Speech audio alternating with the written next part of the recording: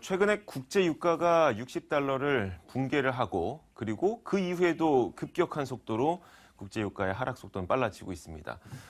그렇다 보니까 과연 2015년에 경제 전망 그리고 증시 전망은 어떻게 될지 궁금하신 분들 상당히 많을 텐데 그에 따른 우리 경제의 영향력 그리고 우리 경제 미래까지 살펴보는 시간을 오늘 마련했습니다. 오늘은요 한국경제연구원 오정근 초빙연구위원 자리하셨습니다. 어서 오세요. 네, 반갑습니다. 저희가 일이 있을 때마다 참 많이 자리에 모시기도 했었는데 연말인데도 불구하고 자리를 해주셨네요. 네, 감사합니다. 네. 특별한 일은 없으신가요? 네, 그렇습니다. 네, 알겠습니다.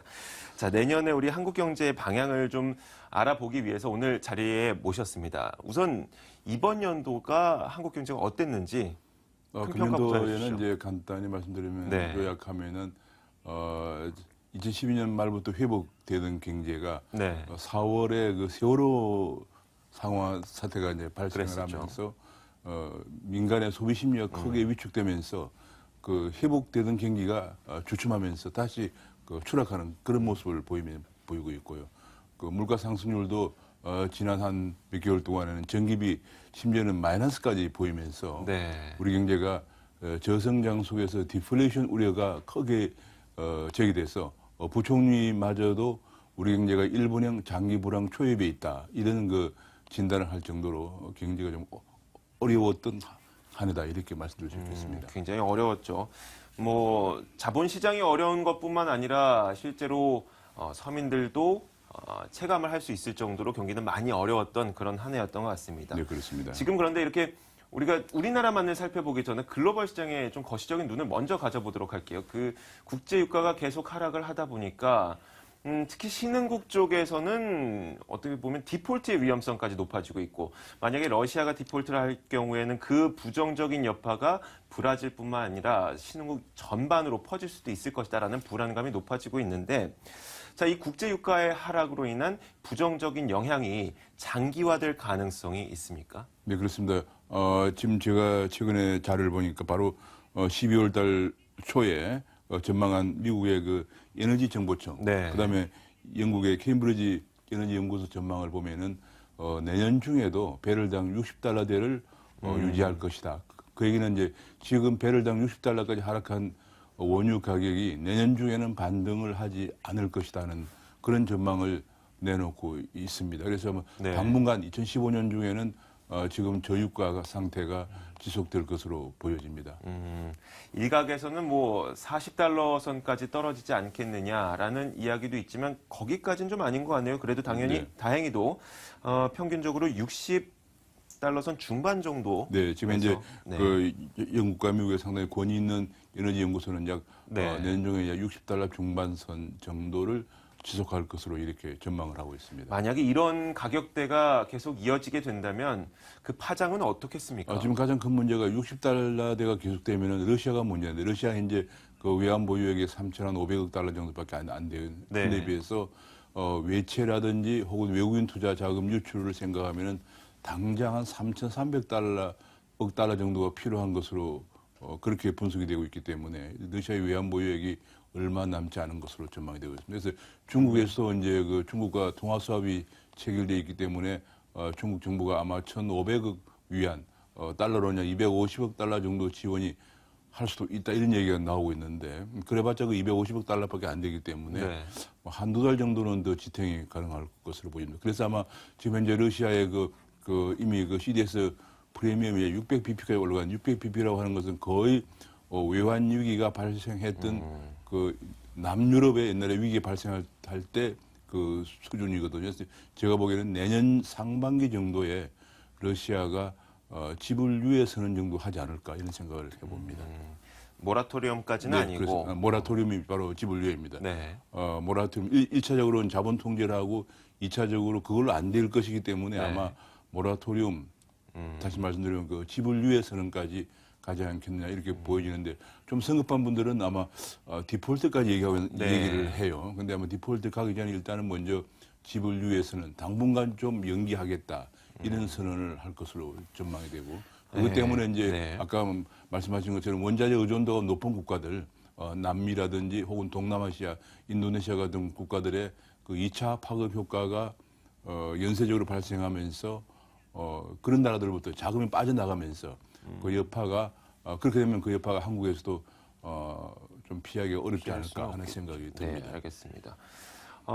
그 자본시장의 측면에서 봤을 때 우리나라와 큰 다른 모습을 보이고 있는 국가는 뭐 일본이라든지 혹은 뭐 중국, 미국을 포함시킬 수가 있을 것 같아요. 미국은 사상 그렇습니다. 처음으로 18,000이죠. 18,000, 18,000선을 넘었고 일본도 마찬가지로 18,000엔 넘어서기도 했었고요. 그렇습니다. 네. 뭐 이렇게 다른 이유는 뭘까요? 미국은 일단은 이제 성장률이 바로 이번에 이제 그 3분기 성장률이 시장의 예상은 4.5 정도로 생각했는데 4.5를 훨씬 뛰어넘는 5.0%까지 갈 정도로 경기 회복이 호조를 보이고 있고 일본의 경우에는 지난번에 마이너스 성장을 했지만은 양적 완화를 아주 가속화시키면서 일본 기업들의 수익이 크게 개선되고 있어서 예를 들면 작년만 하더라도 일본의 도요타라든지 혹은 여러 가지 또 혹은 소니사 같은 자동차 전자업종들이 그 수익률 악화로 굉장히 고전을 했지만은 네.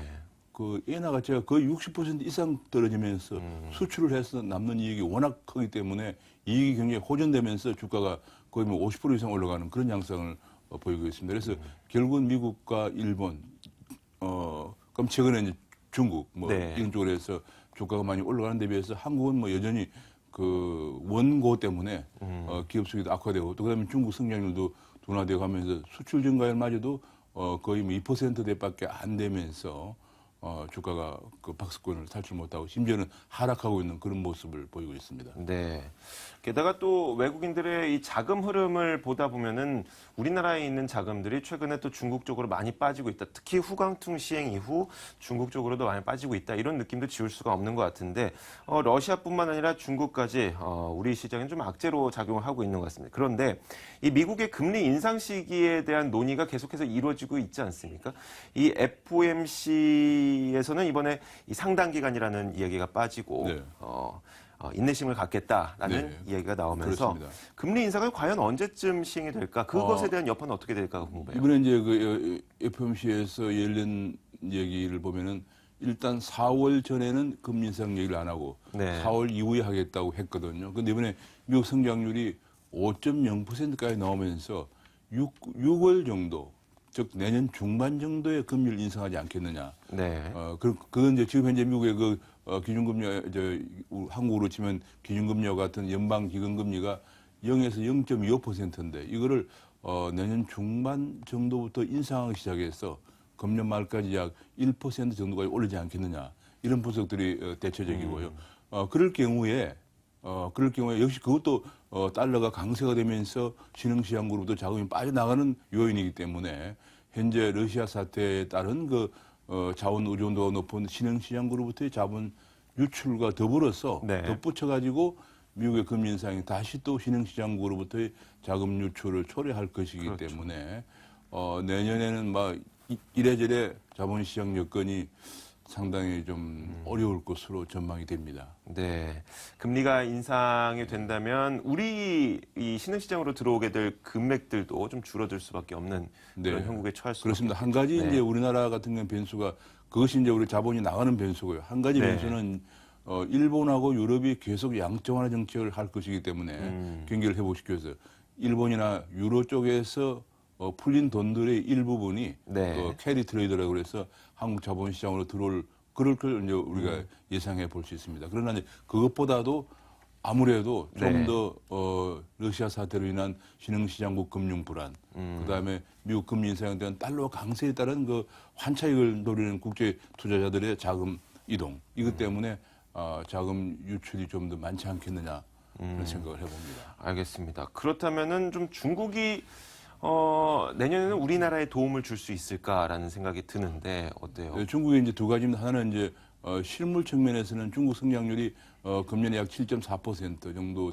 예상이 되고 있고 내년에는 이보다 낮은 이 중국 인민은행은 7.1%, 엊그제 발표한 중국 사회화학원에서는 7.0%까지 전망을 하고 있기 네. 때문에 우리나라의 수출은 대중 수출은 굉장히 고전을 하게 될 것으로 보여집니다. 반면에 중국의 주가는 당분간 그 중국의 이제 경기가 안 좋기 때문에 좀 얼마 전에도 금리를 낮췄습니다만은 금리를 좀 더 완화적으로 통화 정책을 운용하는 유동성 장세, 그다음에 후강통이나 뭐 성강통 이런 걸 하면서 자본시장을 좀 더 개방하니까 당분간은 좀 유동성 장세를 보이지 않겠느냐 네. 그런 생각을 해봅니다. 지금까지 교수님께서 이야기하신 부분들은 대부분 부정적인 쪽으로 의견이 쏠려 있는 것 같습니다. 뭐 러시아의 지불 유예 모라토리엄 선언도 그 예상을 하고 계시고 거기에다가 만약에 미국이 금리 인상을 내년에 시행할 경우에는 우리나라에서 자본 유출이 조금 더 심화가 될 수 있다는 부분, 거기에다가 내년에 이 중국의 경제 성장률 전망을 고려해 봤을 때 대중 수출도 지지부진할 수 있다라는 이 여러 가지 부분들이 다 우리나라에는 되게 부정적으로 들리거든요. 그렇다면은 우리나라의 내년 경제 전망은 어떻습니까? 그래서 이제 지금 말씀하신 것처럼 이제 내년에 우리나라가 대외적으로도 중국의 우리나라 수출의 4분의 1 가고 있는 중국 성장률 둔화, 그다음에 이제 글로벌 시장에서 우리나라와 경합을 가장 많이 하고 있는 일본의 역시 엔저 심화. 네. 이번에 아베가 재집권을 하면서 이제 정치 기반이 확고해졌기 때문에 아베노믹스를 좀 더 강하게 밀고 나가면서 그렇게 되면 그런 것들이 우리나라 수출을 둔화시켜서 아마 내년에 우리나라 통관기준 수출은 1%대 방어가 만만치 않다. 심지어 어떤 연구기관은 1%가 안 될 것으로 전망을 하고 있는 정도니까 그런 상황인데, 그렇게 되면 이제 내년 경제는 우리나라 경제는 상당히 좀 고전을 할 수밖에 없는데, 최근에도 정부가 내놓은 여러 가지 기업소득 관련세제, 이것들이 기업이 갖고 있는 돈을 투자나 배당이나 임금을 안 올려주면은 10% 세금을 물리겠다고 하고, 해외 투자는 또 투자를 간주 안 해서 해외 투자에 대해서 10% 세금을 물린다. 그러면은 기업들이 투자를 더 할 수 있겠느냐? 오히려 어떤 면에서는 투자를 더 위축시키는, 옥죄는 그런 측면도 있기 때문에 제가 보기엔 내년에는 우리나라 경제는 그런 데다가 미국 금리 인상, 러시아 사태가 있기 때문에 내년에 최대 중요한 것은 위기 관리. 위기를 잘 관리하고 이 경랑을 넘어가는 것, 잘 넘어가는 것이 가장 중요한 그런 한 해가 될 것으로 생각하고 있습니다. 우리나라 경제가 이런 말씀하셨던 그 파고를 넘을 수 있는 방법이 있을까요? 정말 쉽지 않지만 국민이 그 역량을, 그러면 모든 국민과 정책 당국자들의 지혜를 모아야, 저는 이걸 뭐냐면 대내적으로도 현재 소비 심리가 회복이 안 되고 있고요. 한 가지 희망적이고 낙관 아주 잘 된 것은 이번에 그 부동산 3법이 통과돼서 부동산 경기 회복되면은 민간의 소비 심리가 좀 회복될 수 있을 것으로 생각됩니다. 그래서 이제 그런 부분, 그러나 그걸 제외하고는 현재 가계부채도 여전히 증가하고 있고, 그 다음에 투자도 오히려 지난번에 투자 고용 창출세 공개도 없애버렸고, 연구개발 투자세 공개도 줄였고, 이번에 또 기업소득 관련세제에 대해서도 그것이 약 법인세를 약 2, 3% 인상 효과가 있기 때문에 내년에 전부 합해가지고 다른 나라는 법인세를 낮추는데 법인세가 4, 5% 정도 인상 효과를 내는 정책을 하고 있기 때문에 이게 투자에 악영향을 미칠 전망인데, 대외적으로도 금리 인상, 미국 금리 인상, 러시아 사태 이런 것이 있기 때문에 그야말로 2015년 경제는 대경랑의 그 소용돌이를 헤쳐나가야 되는데, 이걸 헤쳐나가기 위해 첫 번째로는 신흥시장부에 돈이 빠져나가면 한국에서도 돈이 빠져나갈 수가 있기 때문에 첫째로는 외화 유동성이 충분한지를 점검해야 됩니다. 2008년 같은 사태가 다시 오면 안 되고요. 두 번째로는 그런 과정에서도 지금 기업들을 옥죄기보다는 어떻게 하면 투자 환경을 좀 개선시켜 줄 것인가. 이렇게 해서 기업 투자가 살아나야 일자리가 늘어나고 그 소비가 늘어난다. 이런 생각을 정책을 해야 되고요. 세 번째로는 얼마 전에도 발표했지만 우리나라 서비스업이 전부 다 영세 자영업의 도소매업이나 음식 숙박업 중심입니다. 뭐 음식점은 약 70만 개 있다고 하는데 그것이 뭐 5년 내에 80%가 전부 문을 닫는 이런 상황인데 여기에서 정말 규제를 완화해서 금융이라든지 교육이라든지 의료라든지 관광 같은 우리 젊은 사람들이 가고 싶어하는 화이트 칼라 일자리. 그게 이제 전부 다 지식 기반 고부가치 서비스 산업입니다. 이 지식 기반 고부가치 서비스 산업을 획기적으로 육성해 줘야 청년들이 일자리가 좀 생기고 그다음에 우리가 돌파할 수 있는 돌파구가 바로 거기에 있다는 것을 있습니다. 그런데 이번에 그 세제 개편 세계 패키지가 발표가 됐잖아요. 잠시 전에 이제 교수님께서도 언급을 해주셨는데 여기에서 뭐 주요한 내용은 뭐라고 할까요? 배당. 지금 네. 기업들이 안에 쌓아두고 있는 이 금액을 네. 만약에 배당을 통해서 확대를 한다면은 과연 기업 투자로 진짜 이어질 수 있을지 이런 부분도 그건 이런 궁금한데. 부분이 그게 문제가 뭐냐면 정부 생각은 배당을 더 하게 되면은 소비가 늘어날 것이다 네. 생각하는데 이게 좀 실효성에 문제가 있는 것이 우리나라 대기업들 지금 이거는 이제 거의 그 자본금 500억 이상 대기업만 대상으로 하니까 대기업들의 거의 60~70% 주식을 외국인이 소유하고 있습니다. 네. 우리나라 뭐 포항제철이라든지 삼성전자라든지 혹은 현대차라든지 심지어는 뭐 국민은행 같은 것도 다 외국인들이 60~70% 소유하고 있기 때문에 네.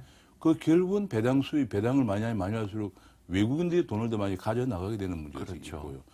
또 한 가지는 이미 그 나머지 중에서 상당 부분이 대주주가 또 많이 소유하고 있기 때문에 실제로 소비를 증가시킬 만한 일반 그 소액주주들에게 배당이 가는 것이 그리 크지 않을 것이다 하는 생각이 들고 오히려 그렇게 그런 측면이 있습니다. 그러나 일단은 주가가 오르면은 그것 때문에 주가가 이제 오를 겁니다. 네. 주가가 오르면은 자산 가격 효과, 주가가 오르니까 좀 주식을 가지고 있는 분들이 소비가 좀 증가할 수 있는 그런 측면이 있겠고요. 가장 큰 문제가 되는 것이 이제 부동산 문제인데 부동산을 네. 아직 정부도 이제 고민을 하느라고 결정을 못하고 2월 달에 시행 규칙에서 결정하겠다까지 얘기했는데 네. 그만큼 이제 고민되는 부분. 왜냐하면 우리가 아파트를 하나 지으려도 부지를 미리 사야 되고 네.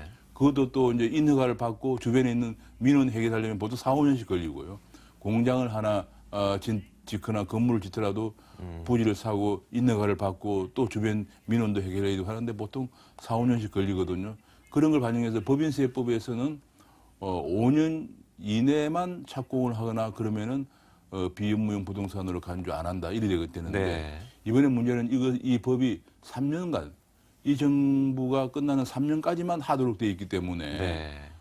그 시간 내에 뭘 이렇게 하려 그러면은 잘못하면은 3년 내에는 현실적으로 땅을 사서 아파트를 짓거나 공장을 짓거나 하기 힘들어지거든요. 네. 그러면 오히려 이 투자를 증가시키려고 하다가 투자를 더 위축시킬 가능성이 있기 때문에 이 부분은 아마 정부에서도 고민을 하고 있는 것 같습니다. 그래서 2월 달에 시행규칙에서 네, 그렇죠. 반영한다고 그러는데 그때 정말 현명하게 너무 단기적으로 보지 말고 우리 경제를 어떻게 하면 살릴 수 있느냐, 어떻게 하면 투자를 회복시킬 수 있느냐 이런 차원에서 좀 심각하게 생각을 해야 네. 내년 경제가 조금 회복되지 않겠느냐 하는 생각을 해봅니다. 경제를 살리기 위한 뭐 법안 자체가 나쁜 것 같지는 않습니다. 하지만 이 시행 규칙을 제대로 세우지 않는다면 이 법안을 오용을 할 가능성이 있기 때문에 내년 2월에 발표될 이 시행 규칙은 구체적인 부분까지 잘 세웠으면 좋겠다는 생각이 듭니다. 자, 오늘 한국경제연구원 오정근 교수와 함께 이야기 나눠봤습니다. 오늘 말씀 고맙습니다. 네, 감사합니다.